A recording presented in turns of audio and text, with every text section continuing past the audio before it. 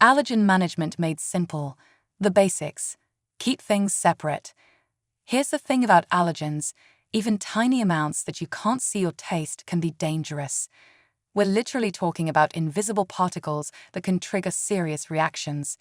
So your main job is keeping allergen-free foods completely separate from everything else whenever possible. Use different prep areas if you can, and always clean everything properly between preparing different foods. When it comes to cleaning, don't overthink it. Clear the area completely. Wash everything with hot soapy water until there's no visible residue. Rinse thoroughly to get all the soap off, then sanitize and let it air dry. It's that simple, but you have to do it every single time. For equipment, try to use separate fryers and toasters for allergen-free items when you can manage it. Different colored tools really help staff remember which ones are for what. And please actually clean those can openers, mixers, and slicers properly between uses. Don't just give them a quick wipe. Talking to customers.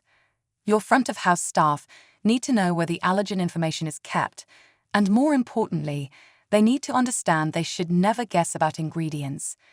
Train them to say things like, "Let me check our allergen information for you," or "I'll ask the kitchen about that specific ingredient."